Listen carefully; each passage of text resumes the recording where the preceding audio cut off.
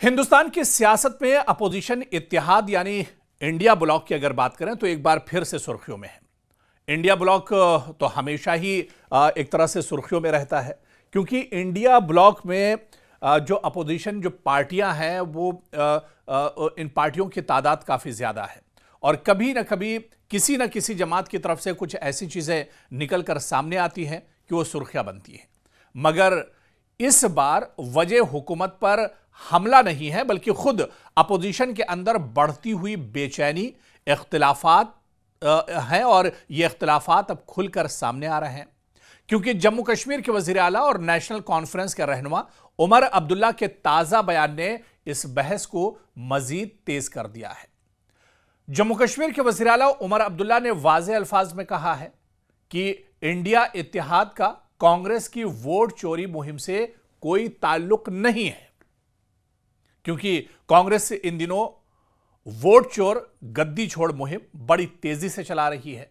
पिछले दिनों दिल्ली में रामलीला ग्राउंड पर बहुत बड़ी कांग्रेस ने महा रैली की थी और इस रैली में हजारों की संख्या में लोग शामिल हुए थे और इससे पहले भी कांग्रेस लीडर राहुल गांधी जहां पर भी जाते हैं वो पूरी मजबूती के साथ इस मुहिम को चला रहे हैं। लेकिन इसी इंडिया अलायंस से, इसी इंडिया गठबंधन का हिस्सा जम्मू कश्मीर की नेशनल कॉन्फ्रेंस पार्टी भी है, उमर अब्दुल्ला की जमात भी है और उमर अब्दुल्ला ने अब इस पर बहुत बड़ा बयान दिया है। उन्होंने कहा है कि इंडिया इत्तेहाद या इंडिया अलायंस का कांग्रेस की वोट चोरी मुहिम से कोई ताल्लुक नहीं है।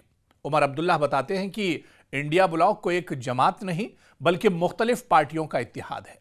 हर पार्टी को यह हक हासिल है कि वो अपने सियासी इश्यूज खुद तय करे। कांग्रेस ने दरअसल SIR यानी स्पेशल इंटेंसिव रिवीजन और वोट चोरी को अपना मरकजी मसला बनाया है। दीगर जमातें अपनी अपनी तरजीहात के मुताबिक सियासत कर रही हैं और यह बयान उस वक्त आया जब कांग्रेस ने दिल्ली में एक बड़ा मुजाहरा करते हुए इल्जाम लगाया कि इलेक्शन कमीशन बीजेपी के साथ मिलकर वोटिंग के अमल में हेराफेरी कर रहा है। इस पूरे कांग्रेस की जो मुहिम है इस पर भी हम आएंगे, लेकिन उमर अब्दुल्ला का बयान यहां पर बहुत अहम हो जाता है।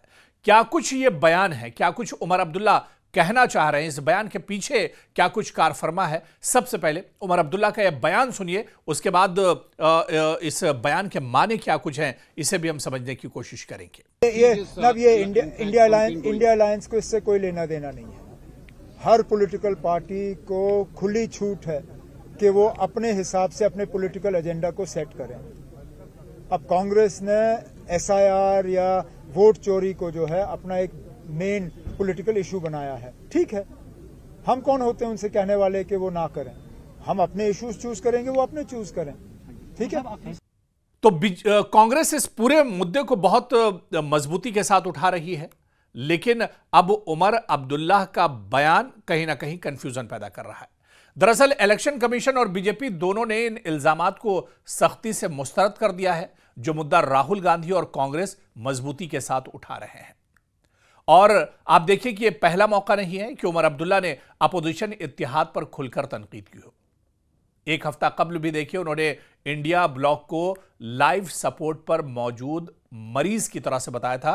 उन्होंने कहा था कि ICU में इंडिया ब्लॉक जा सकता है अगर इस पर फोकस नहीं दिया गया। हिंदुस्तान आप देखिए कि उन्होंने एक समिट में कहा, एक प्रोग्राम में कहा कि कभी कभार इत्तेहाद को शौक देकर जिंदा किया जाता है, मगर फिर बिहार जैसे इंतखाबी नतायज आते हैं और इत्तेहाद दोबारा ICU में चला जाता है। मुसलसल नाकामियां इत्तेहाद की कमजोरी को जाहिर करती हैं। उमर अब्दुल्ला ने यह भी कहा कि इंडिया ब्लॉक की सियासी हिकमत अमली ने नीतीश कुमार की NDA दोबारा उसकी तरफ धकेल दिया है और बिहार में सीट शेयरिंग के दौरान झारखंड मुक्ति मोर्चा को मुनासिब जगह न देना एक बड़ी गलती थी।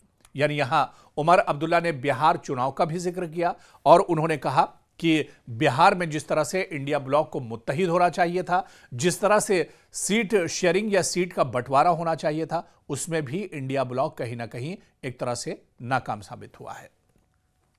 इसके अलावा आप देखिए कि उमर अब्दुल्ला के इस बयान पर इंडिया ब्लॉक के अंदर मिला जुला रद्द अमल देखने को मिला, जहां पर चाहे RJD की बात करें, दूसरी जो पार्टियां हैं इनकी बात करें, क्योंकि उमर अब्दुल्ला जिस तरह से इससे पहले उन्होंने कहा था कि इंडिया ब्लॉक इत्तेहाद लाइव सपोर्ट पर है और इस पर खुद इत्तेहाद के अंदर मिला जुला रद्द-ए-अमल आया और लोगों ने कहा कि उमर अब्दुल्ला खुद भी इस इत्तेहाद का हिस्सा है।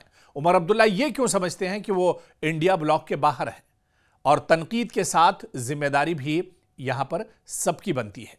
अगर इंडिया ब्लॉक की बिहार में शिकस्त हुई है तो इस शिकस्त की जिम्मेदारी इस इंडिया ब्लॉक में जितनी जमातें हैं उन सब की बनती है, जितने लीडरान हैं उन सब की जिम्मेदारी कहीं ना कहीं बनती है। और इसी तरह से इत्तेहाद का मकसद बीजेपी को शिकस्त देना और जमहूरियत बचाना था। अब सवाल यह है कि कोऑर्डिनेशन क्यों नाकाम रही, आखिर यह इत्तेहाद नाकाम क्यों रहा। तमाम जमातों को खुद एहतसाबी करनी चाहिए जो इत्तेहाद में है। और इसके अलावा आपको बताते चलें कि शिकस्त से मायूसी फितरी है, मगर यही बीजेपी चाहती है कि अपोजिशन टूट जाए। सियासत में जीत और हार आती रहती है, लेकिन इस पर दरअसल गौर करने की जरूरत है, ना कि खुद इस पर सवाल उठाया जाए और इस पर बयानबाजी की जाए।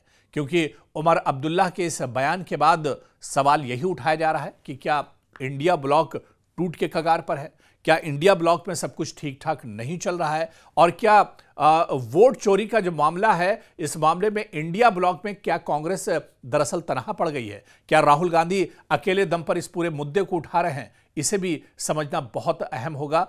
और आने वाले दिनों में उमर अब्दुल्ला के इस बयान के क्या कुछ नतीजे निकलते हैं, क्या कुछ इस बयान को किस तरह से लिया जाए, किस तरह से इसके माने निकाले जाए, क्या ये उमर अब्दुल्ला का सीधे सीधे इशारा है कि आने वाले दिनों में इंडिया ब्लॉक दरअसल टूट रहा है, आने वाले दिनों में ये इंडिया ब्लॉक दरअसल बिखर जाएगा और ऐसे में एक बार फिर से जो अपोजिशन है वो बिखरा हुआ नजर आएगा। क्योंकि मौजूदा वक्त में मुल्क की सियासत बहुत अहम दोराहे पर खड़ी है। एक तरफ बंगाल के चुनाव होने वाले हैं, उसके बाद 27 में यूपी में चुनाव होने वाले हैं और फिर लोकसभा के चुनाव होंगे। और अभी से अगर अपोजिशन मजबूत नहीं होता है, इंडिया ब्लॉक में मजबूती नहीं होती है, तो फिर से बीजेपी को शिकस्त दे पाना या एनडीए को शिकस्त दे पाना एक तरह से अपोजिशन के लिए बहुत मुश्किल हो जाएगा।